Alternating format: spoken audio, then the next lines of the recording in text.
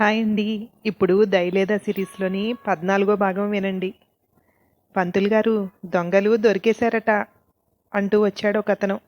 మొత్తానికి సుబ్బారావు కొడుకు అన్నమాట నిలబెట్టుకున్నాడన్నమాట అన్నాడు సోమేష్.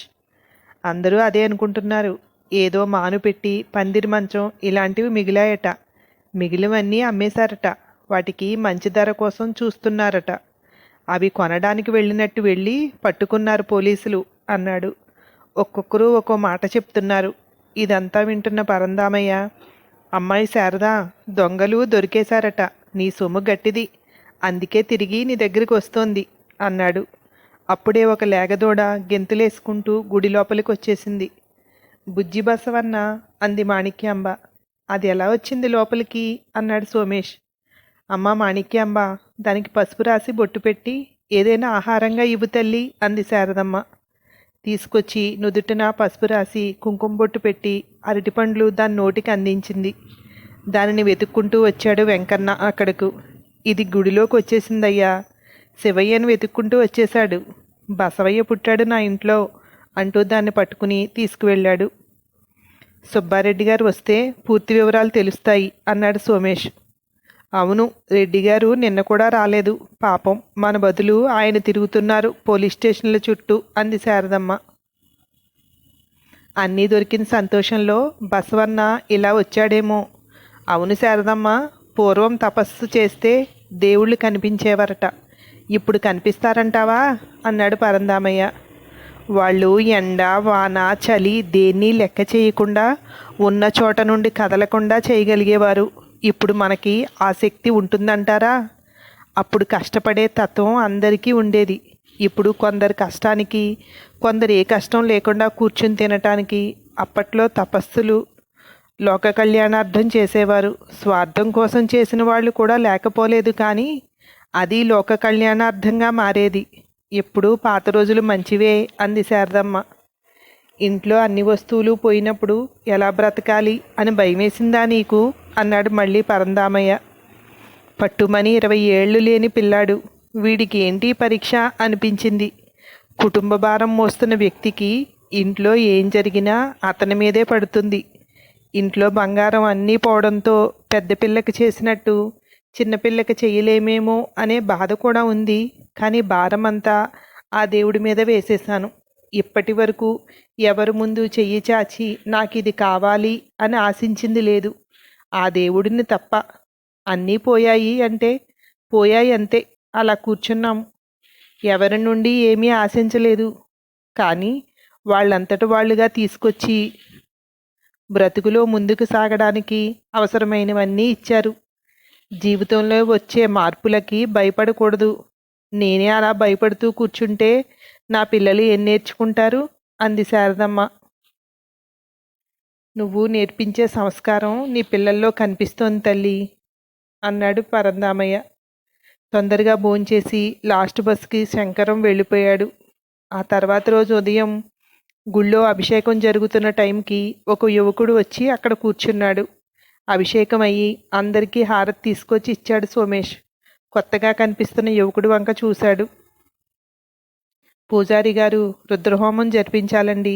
మాది ఊరు కాదు, నాన్నగారికి అనారోగ్య సమస్యలు చాలా ఉన్నాయి. ఒక సాధకుడి దగ్గరికి వెళ్తే మీ ఊరు పేరు చెప్పి ఈ గుడిలో రుద్రహోమం చేయించమన్నారు అన్నాడు అతను. ఆయన జన్మ నక్షత్రం అవి తీసుకొచ్చారా అన్నాడు సోమేష్. తీసుకొచ్చానండి, ఇదిగో అంటూ ఇచ్చాడు. కొద్దిసేపు కూర్చోండి, నేను చూసి ఏ రోజు చేస్తే బాగుంటుందో చెప్తాను అన్నాడు. భక్తులందరికీ తీర్థప్రసాదాలు ఇచ్చాక కూర్చుని లెక్కలు కట్టి, ఈ రోజుకి వారం రోజులు అంటే ఇదే రోజున బాగుంది ఆయన నక్షత్రం ప్రకారం. మీరు ఈ ఊరు వారు కాదంటున్నారు, మీకు దగ్గరలో ఉన్న ఎక్కడైనా చేయించుకోవచ్చు అన్నాడు సోమేష్. ఇక్కడే చేయించమన్నారండి. మేము వచ్చేటప్పుడు ఏమేం తెచ్చుకోవాలో మీరు ఒక లిస్టు ఇచ్చారంటే అన్నీ తీసుకుని తెల్లవారకుండానే ఇక్కడికి చేరుకుంటాం అన్నాడు అతను. మాణిక్యామ్మని పిలిచి అన్నీ సోమేష్ చెప్తుంటే మాణిక్యాంబ అన్నీ రాసి ఇచ్చింది. ఆ కాగితాన్ని అతనికిస్తూ, మీ పేరు అన్నాడు సోమేష్. నా పేరు మహేష్ అండి. మా తాతగారికి మీ నాన్నగారు బాగా తెలుసట. ఇక్కడ చేయించాలని పట్టుబట్టడంలో అది కూడా ఒక కారణం. ఆయన కాలం చేశారని తెలియదులేండి. ఆయన కొడుకుగా మీ చేతుల మీద జరగాలని తాతగారు కోరుకుంటున్నారు అన్నాడు. మంచిది. నేను కూడా ఇక్కడ అన్ని ఏర్పాట్లు చేస్తాను అన్నాడు సోమేష్. ఉంటానండి అని కాళ్ళకి నమస్కరించి వెళ్ళిపోయాడు. గుడిమెట్లు ఎక్కి పైకి వస్తూ ఏదో గట్టి బేరమే తగిలినట్టుంది. ఎంత అడిగావేంటి అన్నాడు పరందామయ్య. ఇంత కావాలి అంత కావాలి అని నేనేమీ అడగలేదు. ఏమేం కావాలో లిస్టు రాసిచ్చాను. అన్నీ వాళ్ళే తెచ్చుకుంటారు. కాకపోతే ఇంకా మన వాళ్ళని పిలవాలి కనుక వాళ్ళందరికీ దక్షిణ ఇవ్వవలసి ఉంటుంది అని రాశాను. ఇంత అంత అని రాయలేదు అన్నాడు. నువ్వంటే ఆశించకపోవచ్చు, కానీ వచ్చే మిగతా వాళ్ళు ఆశిస్తారు కదా అన్నాడు పరందామయ్య. హోమం చేయించాలంటేనే నక్షత్రం పట్టుకుని వచ్చారు. ఇంతకుముందు చేయించుకునే ఉంటారు కదా, వాళ్ళకి తెలుస్తుందిలేండి. వాళ్ళిచ్చే దాంతో సంతృప్తి చెందాలి. చెందకపోతే నేనే అడిగి ఇప్పిస్తాను అప్పుడే అన్నాడు సోమేష్. మరి ఒకరైతే అన్నీ మేమే తెస్తాము, ఇంత అవుతుంది అని చెప్పేసేవారు. నువ్వు కూడా అలా నేర్చుకో. అవన్నీ చేయటానికి నీకు కష్టం ఉంటుంది కదా. నీ కష్టానికి తగ్గ ప్రతిఫలం అడుగుతున్నావు, దాంట్లో తప్పేముంది అన్నాడు. చేస్తున్నది కూడా రుద్రయ్యకే కదా, ఆయనకు తెలీదా మనకేమివ్వాలో? ఇక్కడి వరకు పంపించాడంటేనే మనకేదో ప్రాప్తం ఉందని నాకైతే నమ్మకం ఉంది తాతగారు. చేస్తున్న మేమందరం, చేయించుకున్న వాళ్ళు, వారు దేనికోసమైతే చేయించుకుంటున్నారో దానికి రుద్రయ్య అందరూ సంతృష్టిగా ఉంటాము అన్నాడు. ఏ రోజు అన్నావు? వచ్చే వారం ఇదే రోజా? ఆ రోజు నేను వస్తాను చూడు. నువ్వెలా చేస్తున్నావో, వాళ్ళు ఏమిస్తున్నారో ఇవన్నీ చూడాలని ఉంది నాకు అన్నాడు. వాళ్ళు ఏమిచ్చారో నేను ఫోన్ చేసి చెప్తే సరిపోతుంది. అలా కాదు, రుద్రహోమం చూడాలనే సంకల్పంతో రండి. మీరు ఏ పరిస్థితుల్లో ఉన్నా ఆయన మిమ్మల్ని తీసుకొచ్చి ఇక్కడ కూర్చోపెడతాడు అన్నాడు సోమేష్. సుబ్బారెడ్డి అప్పుడే దర్శనానికి వచ్చాడు. రెడ్డి గారు, దర్శనానికి కూడా రావట్లేదు మీరు అన్నాడు సోమేష్. మీ ఇంటి దొంగతనం విషయం, నాకు కొన్ని పర్సనల్ పనులు, వాటిలో బిజీ అయిపోయి దేవుడి దర్శనానికి కూడా నోచుకోలేకపోయాను. కానీ ఆయన అనుగ్రహం నా మీద ఉంటుందిలేండి. ఆ నమ్మకంతోనే పంతులు గారు. మీ బంగారం ఎక్కడికి పోలేదండి. బంగారం దొరికింది, డబ్బు మాత్రం వాళ్ళు ఖర్చు పెట్టేశారు. పందిరి మంచం మానుపెట్టి ఏదో ఒక బీరువా అంతే మిగిలినవి. మిగిలినన్నీ అమ్మేశారు. అన్నీ స్టేషన్లో ఉన్నాయి. ఈరోజు రమ్మన్నారు. ఎన్ని ఇస్తారో, వాళ్ళు ఎన్ని తీసుకుంటారో తెలీదు అన్నాడు సుబ్బారెడ్డి. వాళ్ళ నుండి డబ్బులు వసూలు చేయడానికి ఉంటుందంటారా అన్నాడు పరందామయ్య. తిండికి టికానా లేని వాళ్ళు, వాళ్ళ నుండి ఏమీ ఆశించలేము. పోలీసుల నుండే ఎంత వస్తుందో తెలియదు, చూద్దాం అన్నాడు సుబ్బారెడ్డి. పోనీలేండి రెడ్డి గారు, వాళ్ళకి ఎంత ప్రాప్తమో అంతే మిగులుతుంది అన్నాడు పరందామయ్య. రెడ్డి గారు, మా బావ వాళ్ళ తాతగారు ఈయన. నిన్నే పార్వతి బావగారితో పాటు వచ్చారు అన్నాడు సోమేష్ పరందామయ్యను పరిచయం చేస్తూ. దర్శనం చేసుకుని, శారదమ్మ గారికి చెప్పండి పంతులు గారు, నేను మళ్ళీ వచ్చి కలుస్తాను. వాళ్ళు స్టేషన్కి రమ్మన్నారు, వెళ్తున్నాను అన్నాడు సుబ్బారెడ్డి. మీ గుడి ధర్మకర్త మంచివాడేనా అబ్బాయి? మీ కష్టం సుఖం బాగానే పట్టించుకుంటున్నాడు కదా అన్నాడు పరందామయ్య. అవును తాతగారు, మా తాతల నుండి ఈ గుడినే నమ్ముకొని బ్రతుకుతున్నాము. ఈ గుడి కట్టించింది వారి తాత ముత్తాతలట. అప్పటి నుండి ఉన్న అనుబంధం కదా. నాన్నగారికి ఎంతో గౌరవం ఇచ్చేవారు, నాకు అంతే ఇస్తున్నారులేండి. చిన్నవాడిని కదా అని తక్కువగా చూడలేదు. ఒక్కసారి మాత్రం అందరి మాటలు విని నన్ను ఒక్కరోజు శివయ్యకు దూరం పెట్టారు. మళ్ళీ వెంటనే నన్నే పిలిచి అభిషేకం చేయించారు. కొన్ని గంటలు ఆలస్యం అయిందంతే అన్నాడు సోమేష్. నాకు తెలిసిన ఇద్దరు ముగ్గురిని చూసి అందరూ అలాగే ఉంటారు అనుకున్నాను. నిన్ను నీ కుటుంబాన్ని చూశాక నా అభిప్రాయం మార్చుకున్నానబ్బాయి. నాకు ఆ భగవంతుని మీద నమ్మకం కలిగించిన మీ అమ్మని నేను బ్రతికున్నన్ని రోజులు గుర్తుపెట్టుకుంటాను. ఇంకా ముందే నాకు మీ పరిచయం కలగనందుకు విచారిస్తున్నాను అన్నాడు. మీకు మా మీద ఉండే అభిమానంతో అలా అనిపిస్తోంది. మీలాంటి పెద్దవారి పరిచయం మాకు సంతోషమే తాతగారు అన్నాడు. పార్వతి పరందామయ్య వెళ్తుంటే బస్సు ఎక్కించడానికి వెళ్ళాడు సోమేష్. ఆగిన బస్సు నుండి ఓం నమ శివాయ దిగాడు. వీళ్ళిద్దరినీ ఎక్కించి అతన్ని తీసుకుని ఇంటికి వచ్చాడు. వస్తుంటే దారిలో జరిగిందంతా చెప్పాడు సోమేష్. ఇంటికి వచ్చిన వెంటనే, ఏమ్మా చెల్లెమ్మ, ఒక్క ఫోన్ అయినా చేయలేదు. మీరింత కష్టంలో ఉంటే మేము మా అనుకున్నట్టు మీరు మమ్మల్ని అనుకోవడం లేదు కదా అన్నాడు నమశివాయ. ఈ మధ్యన ఏదో కష్టం రాసిపెట్టి ఉంది. అందుకే అలా ఏదో ఒకటి జరుగుతూనే ఉంది. ఏదైనా శుభవార్త అయితే అలాగే ఫోన్ చేసేదాన్ని. కష్టంలో ఏం చెప్తాము? దాన్ని మీకు పంచడం తప్పించి జరిగేది ఏమీ ఉండదు అంది శారదమ్మ. కష్టంలో ఆదుకునేవాడే కదమ్మా మనవాడు. ఇప్పుడు సోమేష్ చెప్పే వరకు నాకు తెలియనే లేదు. నేను నా కొడుకు పెళ్లి గురించి మాట్లాడదామని వచ్చాను కనుక తెలిసింది. లేకపోతే మీరు నాకు చెప్పేవారే కాదు అన్నాడు నిష్ఠూరంగా. అలా దొంగతనం జరిగిందన్న మాటే కానీ మాకు ఎలాంటి ఇబ్బంది కలగలేదు. ఎన్నో రోజులుగా ఆ ఇంటిని ఆ సామానుకి అలవాటు పడ్డాం గనక ఇల్లు బోసిగా అనిపించింది. ఆ సామాను పోయాయి అంటే బాధ అనిపించింది అంతే. ఊరివారందరూ ఆదుకున్నారు. చెప్తుంటే మీరందరూ కూడా బాధపడి ఉండేవారు కదా. అయ్యో ఇలా జరిగిందా అని అందుకే చెప్పలేదు. అబ్బాయి పెళ్ళన్నారు. ఏదైనా సంబంధం కుదిరిందా? ఎప్పుడు పెట్టారు ముహూర్తం అంది శారదమ్మ. అదేంటమ్మా, మీ అమ్మాయే మా కోడలు అని మేము అనుకుంటున్నాము. అది తెలిసి నువ్వు ఇలా మాట్లాడుతున్నావు అన్నాడు. చూశారుగా అన్నయ్య మా పరిస్థితి. ఈ పరిస్థితిలో మేము ఏం పెళ్లి చేయగలం? మీరు అడిగినప్పుడే చేయలేము అన్న నేను ఇప్పుడు అస్సలు చేయలేను. మీరు పదే పదే అడుగుతుంటే మేము చెట్టెక్కి కూర్చున్నాము అనుకోకండి అన్నయ్య అంది. మీరేమీ చెయ్యొద్దు అని అన్నీ నేనే చూసుకుంటాను. నేను ఎప్పుడైతే ఈ ఊరొచ్చానో అప్పటి నుండి నా పరిస్థితి మారుతూ వస్తోంది. మీ అమ్మాయితో పెళ్ళి అనుకున్నాక అన్నీ మంచే జరుగుతున్నాయి. మీరు చెయ్యాల్సింది కన్యాదానం మాత్రమే. అన్నీ నేనే చూసుకుంటాను. మీ అమ్మాయిని మాకివ్వడమే మీరు మాకిచ్చే కానుక అన్నాడు.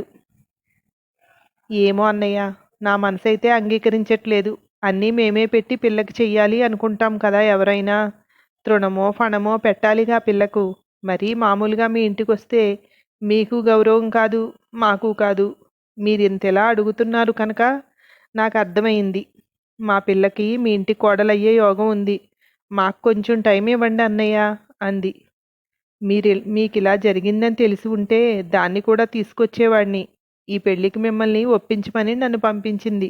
ఆ తల్లి కొడుకు నా కబురు కోసం చూస్తూ ఉంటారు. కళ్యాణ గడియలు వచ్చేశాయి అని అనుకుంటున్నాను. ముందుకు వెళ్దాం చెల్లెమ్మ అన్నాడు. అలాగే వచ్చి ఉంటే మనం వాయిదా వేద్దామని అనుకున్నా జరగదు. కొంచెం టైం ఉంటే బాగుండును అని అనుకుంటున్నాను. చూద్దాం, ఏం జరిగినా అన్నీ మన మంచికే అన్నయ్య అంది. ఇప్పుడు పెళ్ళి అంటే అమ్మ అలాగే అనేలా ఉంది. ఇప్పుడున్న పరిస్థితిలో పెళ్ళంటే మాటలా? నేను వీళ్ళకి భారం కాకూడదనుకుంటున్నాను. శివయ్య, నీదే భారం తండ్రి. నా వల్ల అమ్మ తమ్ముడు ఇబ్బంది పడకూడదు అని దేవుణ్ణి వేడుకుంటోంది మాణిక్యాంబ. ఆ సాయంత్రానికి సుబ్బారెడ్డి అన్నీ వ్యాన్లో వేసుకుని వచ్చాడు. పందిరి మంచం, మానుపెట్టి, ఇంకా 2 సూట్ కేసులు. అమ్మ శారదమ్మ గారు, ఇవే మిగిలాయి. ఇదిగో బంగారం మాత్రం మొత్తం ఇచ్చారు. ఇంతేనమ్మా, ఇంకేమీ రాదు మనకు అన్నాడు సుబ్బారెడ్డి. పర్వాలేదులేండి రెడ్డి గారు, పాపం మిమ్మల్ని ఇబ్బంది పెట్టేశాము అంది శారదమ్మ. ఇబ్బంది ఏముంది శారదమ్మ గారు, ఏదో ప్రయత్నం చేశాను. కానీ అన్నీ దొరకలేదనే బాధ ఉంది. ఏం చేస్తాం, మన చేతుల్లో పని కాదు అన్నాడు సుబ్బారెడ్డి. మనకు ప్రాప్తం లేని వాటి కోసం ఆలోచించడం ఎందుకులేండి. అవి ఎవరికి రుణమో వాళ్ళకి చేరి ఉంటాయి అంది శారదమ్మ. సరేనమ్మా, నేను వెళ్ళి వస్తాను. ఆ ఇంట్లో సర్దుకుంటానంటే సర్దుకోండి, మీ ఇష్టం. ఎక్కడ ఉండాలనిపిస్తే అక్కడ ఉండండి. ఈ ఇల్లు వదిలేయడం వద్దు, మీకనే ఉంచేస్తున్నాను. మాణిక్యాంబ పెళ్ళైనా పార్వతమ్మ పురిటికి వచ్చినా మీకు పనికొస్తుంది కదా అన్నాడు. సుబ్బారెడ్డి వెళ్ళాక మంచానుకున్న డిజైన్ చూస్తూ చీకట్లో ఉంటే పెద్దగా కనిపించలేదు, కానీ ఈ పందిరి మంచం చాలా మంచిదమ్మాయి. ఎప్పటితో పూర్వందనుకుంటా. మోడల్ చూస్తేనే అర్థమవుతోంది అన్నాడు నమశివాయ. నా చిన్నప్పటిది. అంతకుముందు ఇంకెంత పాతదో నాకు తెలియదు అన్నయ్య అంది శారదమ్మ. ఏం నిర్ణయించుకున్నావు చెల్లెమ్మ? ముహూర్తం పెట్టేసుకుందామా అన్నాడు. అమ్మా, ఒక్కసారి ఇలారా అంటూ శారదమ్మను పక్కకు తీసుకువెళ్ళాడు సోమేష్. రంగయ్య శెట్టి పార్వతక్క పెళ్ళికే ఏమైనా కావాలా అని అడిగారు. అతని దగ్గర తీసుకుందాం. మన దగ్గర డబ్బులున్నప్పుడు అతనికి ఇచ్చేయచ్చు అన్నాడు. అతను ఊరికే ఇస్తాడా? ఇవ్వడు కదా. ప్రతి నెలా వడ్డీ కట్టాలంటే మనకు ఎక్కడి నుండి వస్తాయి అంది శారదమ్మ. కళ్యాణ గడియ వచ్చింది. మంచి సంబంధం వదులుకోవడం ఎందుకు? మావయ్య మనకు అనుకూలంగా ఉన్నారు. అబ్బాయి కూడా జాబ్ చేస్తున్నాడు. పెళ్లి చేయాలంటే ఎలాగూ డబ్బులు ఉండాలి కదా. అంటే సంపాదించాలి కదా. ఇప్పుడు పెళ్లి చేసేద్దాం. సంపాదించినప్పుడే అప్పు తీరుద్దాం అన్నాడు. అప్పు అంటే నాకెందుకో భయమేస్తుందిరా అంది శారదమ్మ. ఏం పర్లేదు, నెమ్మదిగా తీర్చేసుకుందాంలే. నేను మాట్లాడతాను రంగయ్య శెట్టితో. నువ్వేం మాట్లాడకు. మావయ్యతో కూడా నేను మాట్లాడతాను అన్నాడు. నమశివాయ ఓ పక్కగా కూర్చుని ఉన్నాడు. దగ్గరికి వెళ్ళి, మావయ్య మీరే చూడండి, నిర్ణయించండి మంచి ముహూర్తం ఎప్పుడుందో. నేను ఇప్పుడే బయటికి వెళ్ళి వస్తాను అన్నాడు. తిన్నగా రంగయ్య శెట్టి దగ్గరికి వెళ్ళాడు. ఏంటండి పంతులు గారు ఇలా వచ్చారు అన్నాడు అతను. మొన్న మా ఇంట్లో జరిగిన దొంగతనం గురించి మీకు తెలుసు కదా. అనుకోకుండా మా చిన్నక్కయ్యకు కూడా మంచి సంబంధం కుదిరింది. పెళ్లి చేయాలంటే కొంచెం డబ్బులు అవసరం అవుతాయి. రంగయ్య శెట్టి గారు మీరేమైనా సర్దుబాటు చేస్తారేమోనని అన్నాడు. ఎందుకు చేయనండి, చేస్తాను. కాకపోతే తనఖా పెట్టడానికి మీ దగ్గర ఏమీ లేదు కదా. పర్వాలేదురండి, మీరెక్కడికి వెళ్తారు? గుడిని నమ్ముకొని ఇక్కడే ఉంటున్నారు కదా. ఒక 4 లక్షల వరకు అంటే పర్వాలేదు, అంతకంటే ఎక్కువైతే ఇవ్వలేను అన్నాడు. సరేలేండి, నేను అన్నీ వీలు చూసుకుని ఎంత అవసరమో మళ్ళీ వచ్చి అడుగుతాను. తీరా ముహూర్తం పెట్టుకున్నాక లేవన్నారు కదా అన్నాడు. అయ్యో పంతులు గారు, ఆడపిల్ల పెళ్ళి అన్నాక అలా చేస్తానా? కాకపోతే 1కి 10 సార్లు అడిగించుకోకుండా కొంచెం తొందరగా తీర్చేయడానికి ప్రయత్నించండి అన్నాడు. తప్పకుండానండి, మీతో అడిగించుకోను. సరే మరి నేను ఉంటాను. ముహూర్తం పెట్టాక వచ్చి కలుస్తాను అన్నాడు. ఇంటికి వచ్చి, మావయ్య చూసారా ముహూర్తం అన్నాడు. చూశానబ్బాయి, వచ్చే నెలలో బాగుంది అన్నాడు నమశివాయ. సరే మావయ్య, అదే ఓకే చేసుకుందాం. ఇక నిశ్చయితాంబూలాలు అవి ఏమొద్దు, అవన్నీ ఎందుకు, వచ్చే నెలలోనే కదా, అదే ఖాయించేసుకుందాం. అమ్మా నీకు అభ్యంతరం లేదు కదా అన్నాడు సోమేష్. ఖర్చులకు డబ్బులు అవి సర్దుబాటు చేసుకోవాలి కదా సోమేషు అంది. అన్నీ నేను చూసుకుంటానమ్మా, అవన్నీ నీ మనసులో పెట్టుకోకు. మావయ్య, మేము అమ్మాయికైతే పెట్టిపోతలేమీ పెట్టలేము. మీకు దానికి ఇష్టమైతేనే పెళ్లి ముహూర్తం. పార్వతక్కకి ఎలా చేశామో అలాగే చేసి పంపిస్తాం అన్నాడు. ఆ ఖర్చులను పెట్టుకోమన్నా నేను సిద్ధంగా ఉన్నాను సోమేశ అన్నాడు నమశివాయ. వద్దు మావయ్య, వచ్చిన వాళ్లకు భోజనమైనా పెట్టకుండా ఎలాగా, నేను సర్దుబాటు చేసుకుంటాను అన్నాడు సోమేష్. సరే మరి దాన్నే ఖాయం చేసేసుకుందాం, అలా అయితే నేను బయలుదేరతాను అన్నాడు. ఉండండి మావయ్య, ఇంకో 4 రోజులు ఆగితే రుద్రహోమం చేస్తున్నాను, చూసి వెళ్దురు గాని. అత్తయ్యకు ఫోన్ చేసి చెప్పండి ముహూర్తం పెట్టేసినట్టు అన్నాడు. అవునా, అంతకంటే మహద్భాగ్యమా? చూసే బయలుదేరతాను. అందరినీ మాట్లాడేసావా? నన్ను గొంతు కల్పనిస్తావా అన్నాడు. ఉండండి మావయ్య, ఎంతమంది ఉంటే అంత బాగుంటుంది కదా అన్నాడు. సోమేష్ ఇంటికి వచ్చేసే వరకు ఆగి, సోమేష్ ఏంటిది తొందరపడ్డావేమో అనిపిస్తోందిరా అంది శారదమ్మ. లేదమ్మా, రంగయ్య శెట్టితో మాట్లాడాను. 4 లక్షల వరకు ఎంతైనా ఇస్తానన్నాడు. మనకు అవసరాన్ని బట్టి తీర్చుకుందాం. నేను అతను అడగకుండానే అప్పుడో కొంత అన్నట్టు ఇచ్చేస్తానులే. ఎందుకంత కోరి అడుగుతున్నప్పుడు మనం కాదనటం అన్నాడు. తమ్ముడు, అనవసరంగా ఇబ్బంది పడతావు తర్వాత, బాగా ఆలోచించావా అంది మాణిక్యాంబ. అక్క, ఇప్పుడు కాకపోయినా ఇంకో సంవత్సరానికన్నా పెళ్లి చేయాలి కదా. అప్పుడు ఇంత మంచి సంబంధం దొరుకుతుందో లేదో. ఆ అప్పు ఏదో వచ్చే సంవత్సరం తీర్చుకుందాం. నువ్వేం దిగులు పడకు, ఆ దేవుడు మనకి అన్నీ అనుకూలంగానే చేస్తాడు అన్నాడు. నీకైతే అబ్బాయి నచ్చాడు కదా అంది శారదమ్మ. అది కాదమ్మా, మీరు ఇబ్బంది పడతారని అంది మాణిక్యాంబ. పోనీలే, వాడు ఎందుకు సరే అన్నాడు. కానీ ఎలా జరగాల్సింది అలా జరుగుతుంది. లేట్ చేసే కొలది మన పరిస్థితులు ఎలా మారతాయో. అక్క పెళ్లి టైంకి ఎలా ఉన్నాము, ఇప్పుడు ఎలా ఉన్నాం. ఇప్పుడు చేయలేకపోతే వచ్చే సంవత్సరానికి ఎలా ఉంటామో ఏంటో. ఎందుకో చెయ్యాలని సంకల్పించుకున్నాడు. ఏ ఆటంకం లేకుండా జరిగితే చాలు అంది శారదమ్మ. ఈ భాగం ఇక్కడితో అయిపోయింది. ఇంకో భాగంతో మళ్ళీ కలుద్దాం. మీకు ఈ స్టోరీ నచ్చినట్టయితే లైక్ చేసి షేర్ చేయండి, సబ్స్క్రైబ్ చేయండి. బాయ్.